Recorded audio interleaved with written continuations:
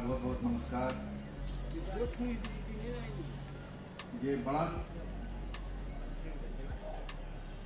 कठिन और पेचीदा विषय है और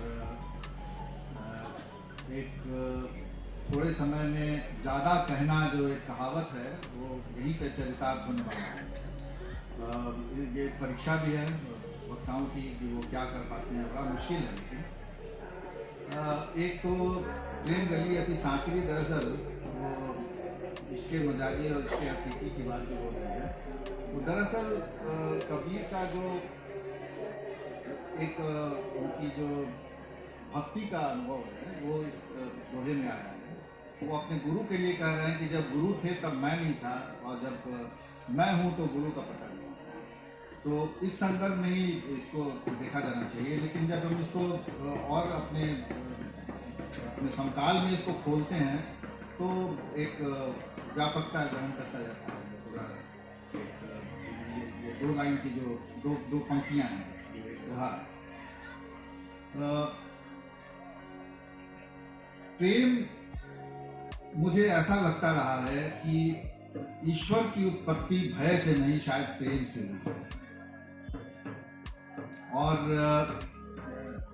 ये मानने का लगता है कि ये कारण इसका और पुष्ट होता जा रहा है, क्योंकि जो प्रेम जो है वो अंततः हमको भक्ति की ओर ले जाता है। हमारे यहाँ जो माइथोलॉजी है, जो मिथक हैं, जो बहुत ही अमर प्रेम कथाएं हैं, वो इसी ओर संकेत करती हैं।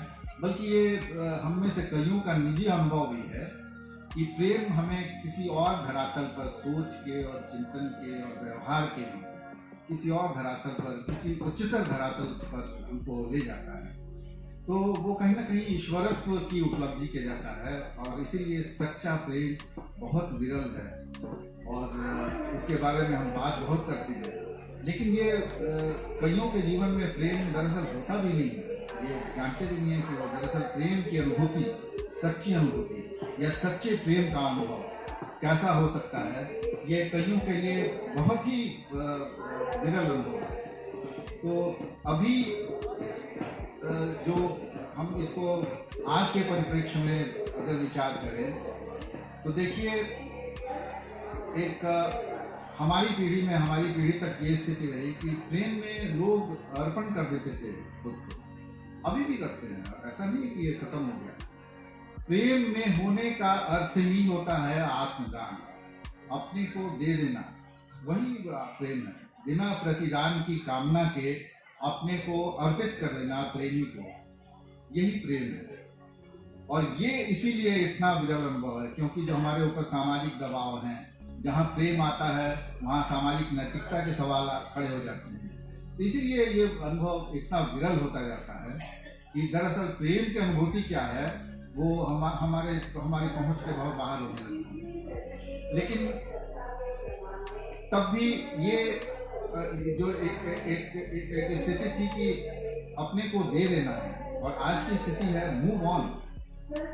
हमारे यहाँ बहुत से ये सिर्फ ऑनर किलिंग तक इसको मत सोचिए, तो एक्सट्रीम है। एक्सट्रीम तो हर जमाने में रहे हैं। कभी कोई ऐसा जमाना रहा है क्या जबकि कोई एक्सट्रीम नहीं हो, कोई अति ना हो? अभी अति ज़्यादा दिखाई देती है, क्योंकि हम 1.5 अरब हैं भी, तो एक अरब 30 करोड़ आबादी है हमारी, और पूरी दुनिया की आबादी 6 अरब है, तो इसलिए ज़्यादा कुछ दिखाई देता है। लेकिन अतियाँ हमेशा रही हैं। लेकिन मुख्य बात ये है कि जो एक स्त्री पुरुष का प्रेम, अगर हम वहाँ तक इसको कन्फाइन करें, तो हमारे बीच जो एक सहिष्णुता का माहौल था, एक जो दबाव ही था, वो पारिवारिक और सामाजिक दबाव भी था, शायद वो उतना नहीं है कारगर। क्योंकि अभी जिस पैमाने पे तलाक के मामले आ रहे हैं, जिस पैमाने पे युवा जो है हमारे मूव ऑन कर रहे हैं, ये कहीं ना कहीं ये दिखा रहा है कि प्रेम के प्रति हमारी जो मानसिकता है, हमारी जो सोच है, इसमें एक बहुत बड़ा शिफ्ट हो रहा है। बहुत पैराडाइम शिफ्ट कह सकते हैं इसको, दृष्टिकोण में ही बदलाव हो रहा है। ये तो मतलब एक पार्टनर बदलने जैसा प्रेम है।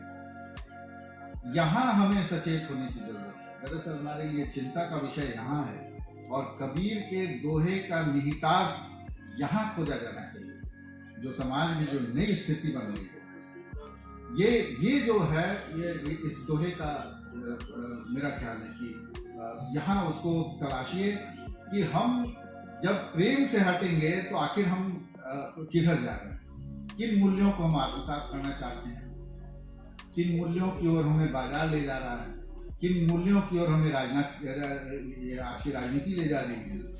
ये तमाम किस्म के दबाव जो हैं, दरअसल हमारी जो अंतर्जात प्रवृत्ति है प्रेम की, इसी पे ये सारा दबाव, ये जितने दबाव आप देख रहे हैं, ये सारे दबाव हमारी ये जो सहज वृत्ति है प्रेम करने की, क्योंकि प्रेम एक ऐसा अनुभव है, एक ऐसी प्यास है जो जीव मात्र को चाहिए। आप किसी पशु को देख लीजिए, उसको सहला के उसको पुचकार के देख लीजिए, वो कैसे रिएक्ट करता है, कैसी प्रतिक्रिया करता है।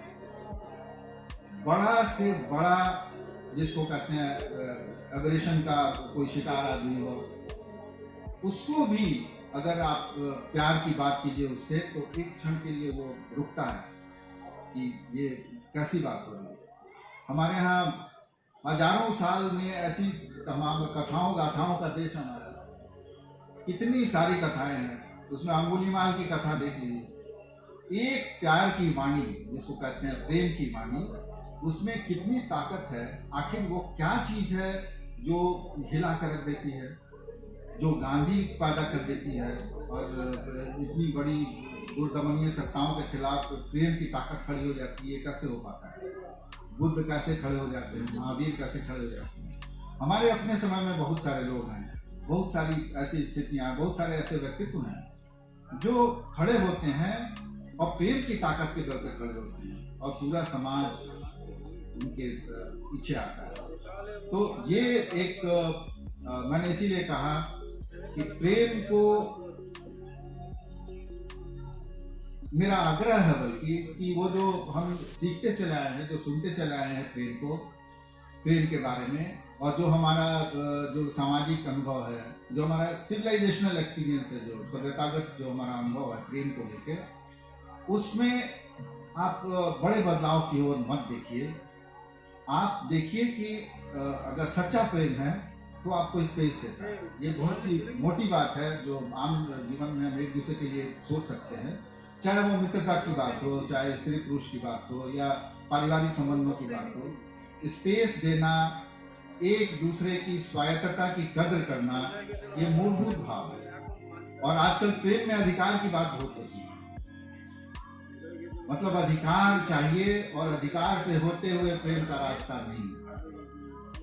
प्रेम के रास्ते से आप अधिकार तो पा लेंगे सहजता से, लेकिन बड़ा मुश्किल है कि आप अधिकार की मांग करते हुए प्रेम तक पहुंच जाइए, प्रेम के अनुभव तक पहुंच जाइए।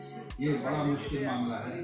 और मेरा ख्याल है कि युवा वर्ग जो है हमारा, उसको भी इस ओर हमेशा ध्यान देना चाहिए।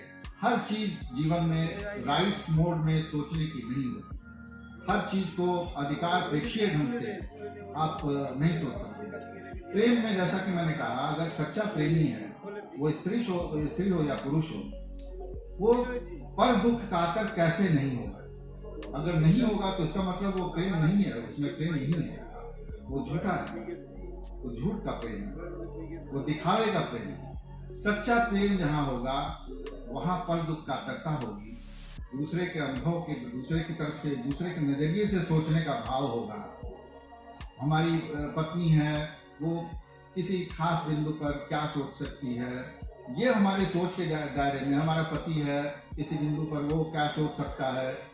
ये जो सोच और चिंतन से जो हम एक दूसरे को समझते हैं, जुड़ते हैं, और इससे जो एक बड़ी सामाजिकता का निर्माण होता है, जिसकी शुरुआत स्त्री पुरुष संबंध, ये समस्त संबंधों का, समस्त सामाजिक सांस्कृतिक संबंधों का मूल है, ये स्रोत है, यहीं से सारे संबंध निकलते हैं। अगर वहीं पर गड़बड़ी है तो आप समझ लीजिए कि आप समाज में अच्छे संबंध विकसित नहीं हो सकते।